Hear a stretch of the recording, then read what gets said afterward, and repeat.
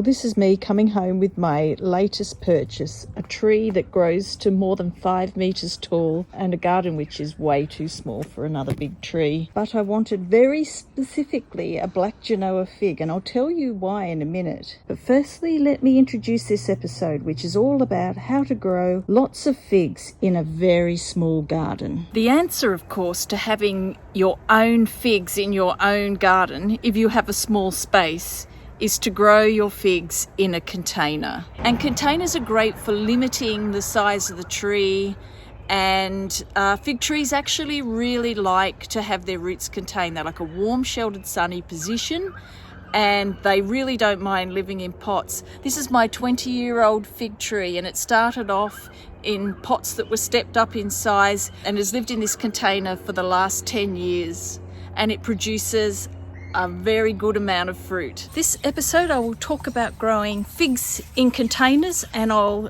travel all the way from planting my new fig and the early care through to managing a 20-year-old fig tree that lives in a container. Figs need a decent sized container, and I'm going to use this half barrel.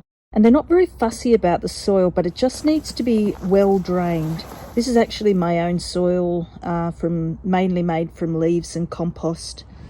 When you buy a plant, take all the plastic and bits out.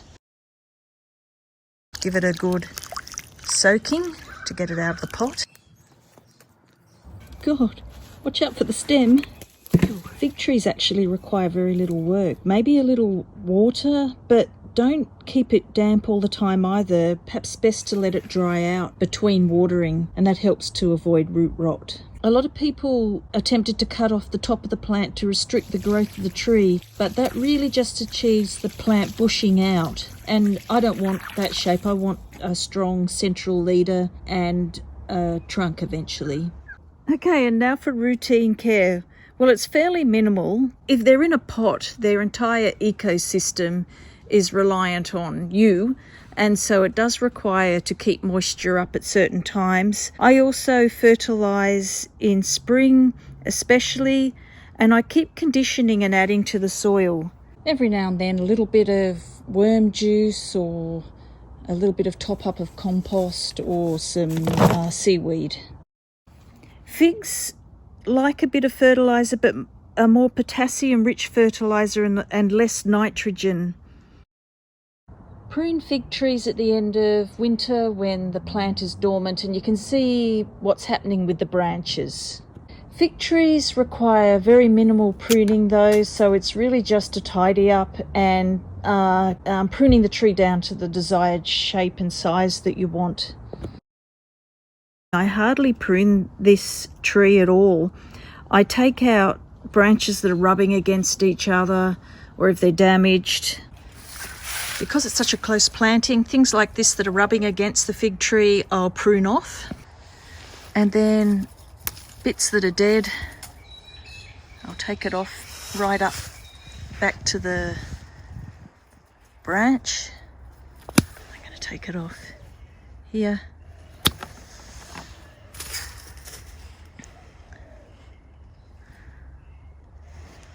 Another branch rubbing here to go off back, and unfortunately this one here is rubbing against the fence and the branch. I don't like pruning fig trees. Their branches feel like I'm cutting fingers. They have the same shape and texture. And now for the exciting bit, the harvest. One of the things about figs is they do sit on the tree for a very long time. They take a long time to grow, and so sometimes I pick off damaged fruit and it helps thin it out a little. The birds keep their eye on figs, and for a tree like this size, I really only get half the figs and I don't net this tree. Some fig varieties crop twice a year, but this is more of a warmer climate thing. The first crop is called the Breba crop, and it develops on last year's growth, while the main crop develops on new growth. And I tend to knock off the Breba crop because it doesn't come to much. I think it doesn't really develop well over the cooler climate winter in my region. There is something very special about eating a fresh fig. It tastes so different to dried figs and also figs you buy in the store. Most of my figs were picked off the tree and eaten by humans or birds. And if you have a big bounty, I like a fig salad with walnut, feta and rocket and maybe some prosciutto. Actually, fig, cheese, prosciutto and walnuts make a great cheese platter as well.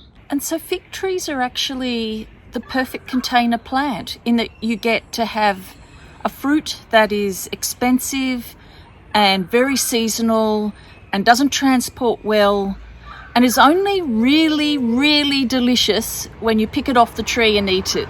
The fig in the barrel is a variety called Preston Prolific. And why did I want a black Genoa? Well, because it's my mum's favourite, and she used to have one in her garden. My mum actually has a cute fig story from when she was a child. Outside their kitchen window lived a big spreading fig tree, and the kids used to climb the tree, and when it was fruiting they'd gorge and gorge and gorge on the figs. And when they were finished with those figs, they'd throw the skins at the side of the house.